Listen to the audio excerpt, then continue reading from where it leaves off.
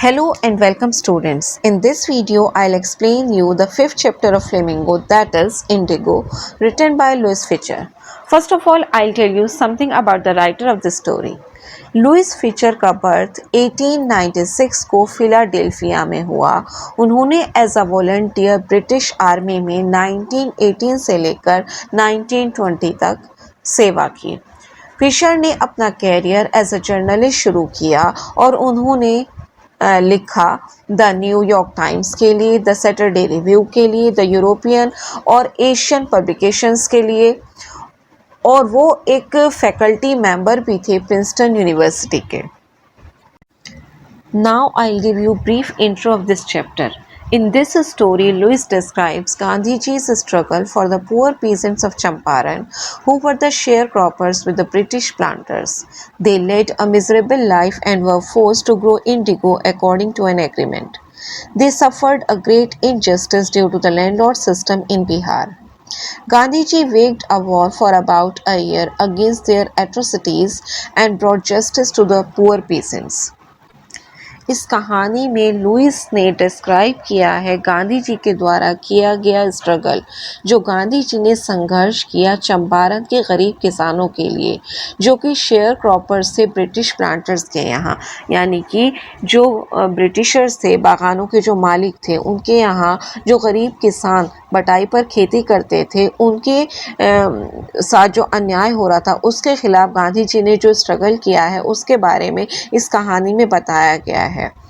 वो बहुत ज़्यादा दयनीय जीवन गुजारते थे, उन्हें मजबूर किया जाता था कि वो इंडिगो की यानी कि नील की खेती करें एक एग्रीमेंट के अकॉर्डिंग, और वो बहुत ज़्यादा जो है अन्याय सह रहे थे, बर्दाश्त कर रहे थे बिहार में जो ज़मींदार प्रथा थी उसकी वजह से। गांधी जी ने लगभग 1 साल तक इस अन्याय के खिलाफ संघर्ष किया और गरीब किसानों को न्याय दिलाया। Now I'll tell you the detailed summary of this chapter.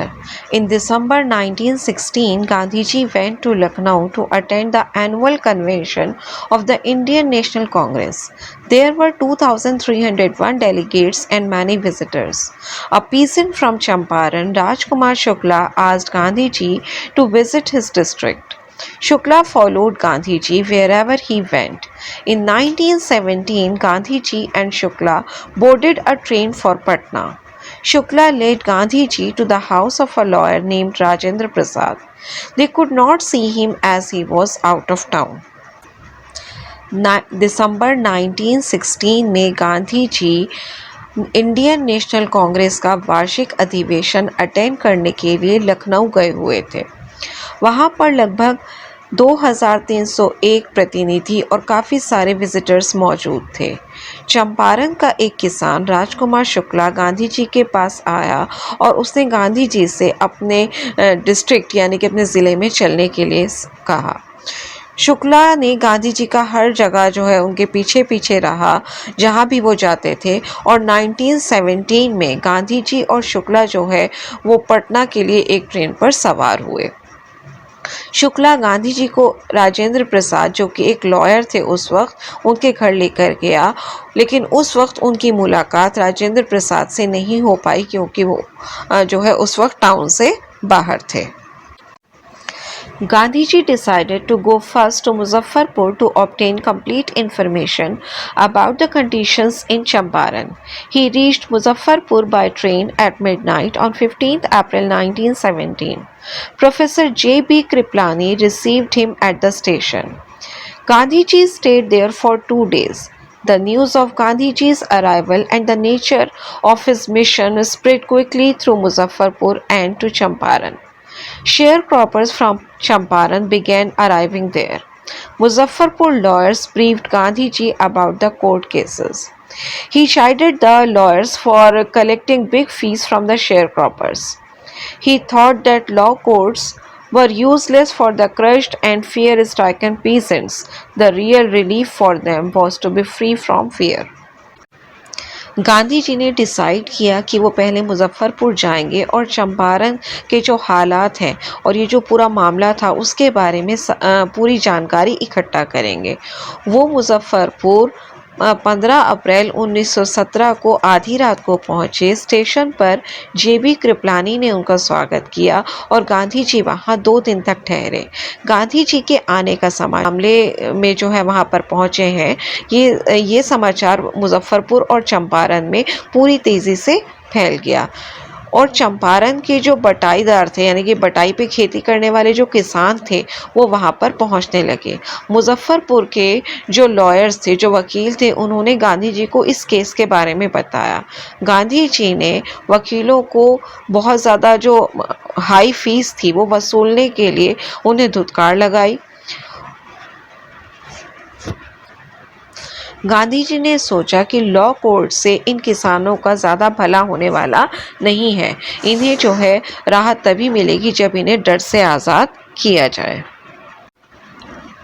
Then Gandhiji arrived in Champaran. He began by trying to get the facts from the secretary of the British Landlords Association. He refused to give information to an outsider. Gandhiji said that he was not an outsider. Next, Gandhiji called on the British official commissioner of the Tirhut division. The commissioner started bullying Gandhiji and advised him to leave Tirhut. Instead of leaving the area, Gandhiji went to Motihari, the capital of Champaran. Several lawyers accompanied him. A large crowd of people greeted Gandhiji at the railway station. It was the beginning of their liberation from the fear of the British. उसके बाद गांधी जी चंपारण पहुँचे। वहाँ पहुँचकर गांधी जी ने जो British landlords association के secretary थे उनसे जानकारी हासिल करने की कोशिश की, उनसे जो तथ्य थे वो प्राप्त करने की कोशिश की, लेकिन उन्होंने कोई भी जानकारी बाहरी व्यक्ति को देने से इनकार कर दिया। गांधी जी ने कहा कि वो कोई बाहरी व्यक्ति नहीं है। उसके बाद Gandhi ji British official commissioner से, जो तिरहुत डिवीज़न के ब्रिटिश ऑफिशियल कमिश्नर थे, उनसे मिलने के लिए गए। लेकिन कमिश्नर जो था उसने गांधी जी को डराना धमकाना शुरू कर दिया और उन्हें एडवाइस दी कि वो तिरहुत छोड़कर चले जाएं। लेकिन गांधी जी ने बजाय उस एरिया को छोड़ने के वो मोतीहारी गए, जो कि चंपारण की राजधानी थी, और काफ़ी सारे जो लॉयर्स थे, वकील जो थे, वो भी उनके साथ गए। और रेलवे स्टेशन पर एक बहुत बड़ी भीड़ ने गांधी जी का अभिवादन किया, उनका स्वागत किया, और ये शुरुआत थी ब्रिटिशर्स के फियर से आज़ाद होने की। A peasant had been maltreated in a nearby village. The next morning, Gandhiji started out on the back of an elephant. Soon he was stopped by the police superintendent's messenger and ordered to return to town in his carriage. Gandhiji complied. The messenger drove Gandhiji home. Then he served him with an official notice to quit Champaran at once. Gandhiji signed the receipt for the notice and wrote on it that he would disobey the order. Gandhiji received a summons to appear in court the next day.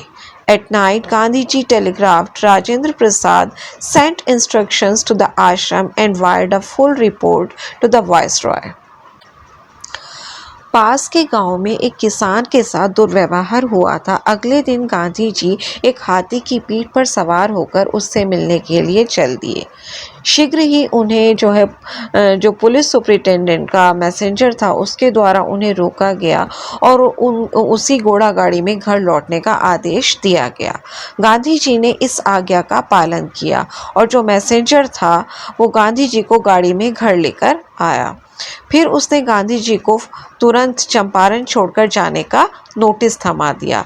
Gandhi ji ने इसके receipt पर sign किए और उस पर लिख दिया कि वो इस आदेश को नहीं मानते, इसकी अवज्ञा करेंगे। गांधी जी को अगले दिन पेश होने का समन जो है वो प्राप्त हुआ। रात को गांधी जी ने राजेंद्र प्रसाद को एक टेलीग्राम भेजा और आश्रम के लिए कुछ इंस्ट्रक्शंस जो थी वो भी भेजी और जो पूरी रिपोर्ट थी, फुल रिपोर्ट वाइसरॉय को भी मेल की भेजी। Thousands of peasants gathered around the courthouse. The officials felt powerless. The authorities wished to consult their superiors. Gandhiji protested against the delay. The magistrate announced that he would pronounce sentence after a 2 hours recess. He asked Gandhiji to furnish bail for those 120 minutes. Gandhiji refused. The judge released him without bail. The court started again after a break. The judge said he would not deliver the judgment for several days. He allowed Gandhiji to remain at liberty. हज़ारों की संख्या में किसान जो थे वो court house के चारों तरफ इकट्ठा हो गए और वहाँ पर जो अधिकारी थे वो अपने आप को शक्तिहीन पावरलेस जो है वो महसूस कर रहे थे और जो अथॉरिटीज़ थे जो अधिकारीगण थे वो लोग अपने से बड़े अधिकारियों से अपने सुपीरियर से जो है कंसल्ट करना चाह रहे थे। गांधी जी ने देरी का विरोध किया और जो मजिस्ट्रेट था उन्होंने अनाउंस किया कि वो 2 घंटे के ब्रेक के बाद जो है वो अपना फैसला सुनाएंगे। उन्होंने गांधी जी से 120 मिनट की बेल लेने के लिए कहा, यानी ज़मानत पर छूटने के लेने के लिए कहा।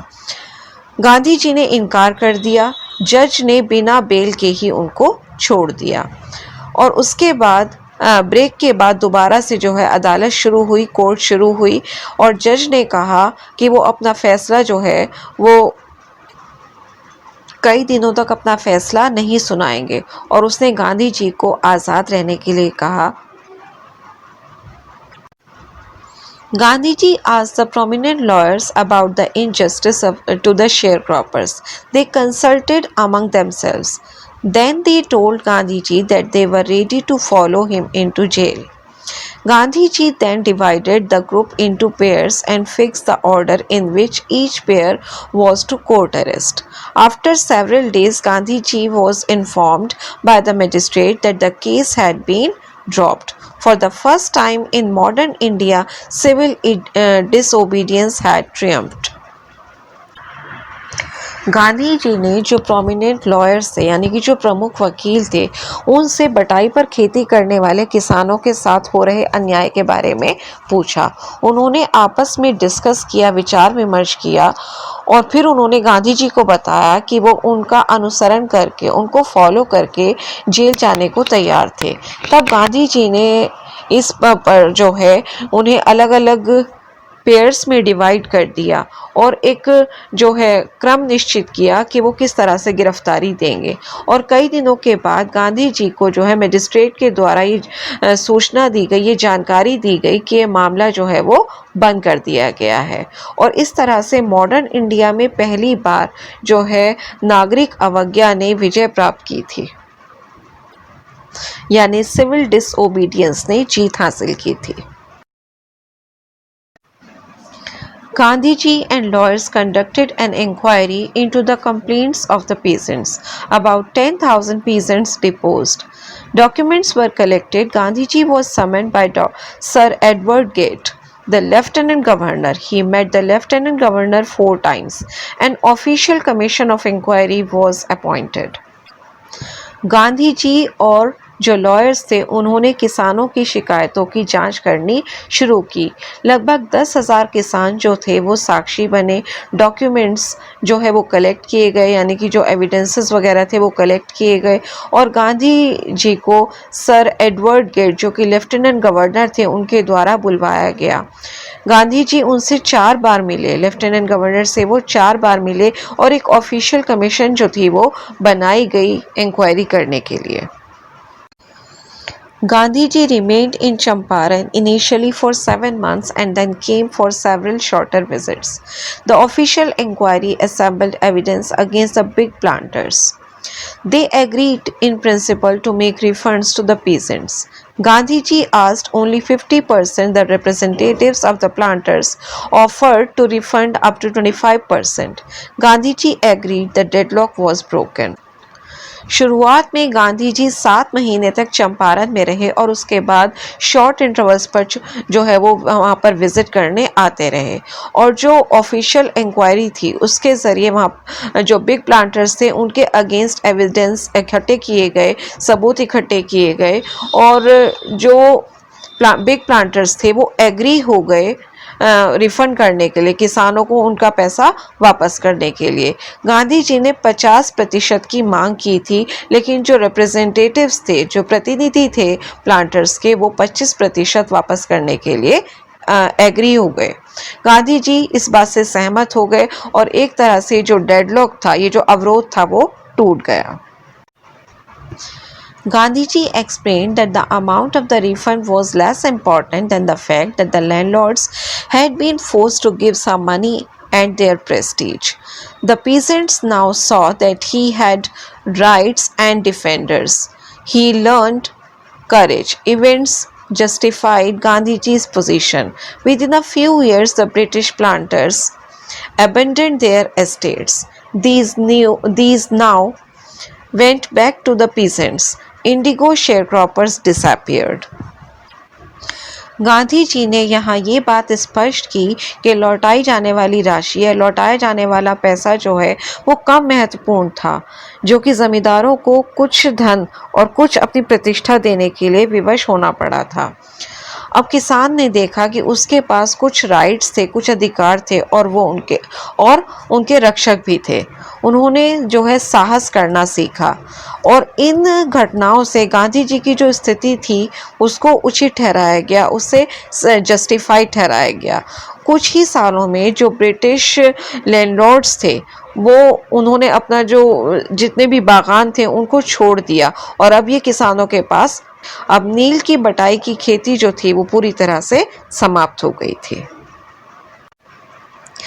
Gandhiji wanted to do something to remove the cultural and social backwardness in Champaran villages. He appealed for teachers, two young disciples of Gandhi, Mahadev Desai and Narhari Parikh, and their wives volunteered for work. Several more came from Bombay, Pune, and other distant parts of the land. Devdas, Gandhiji's youngest son, arrived from the ashram, and so did Mrs. Gandhi.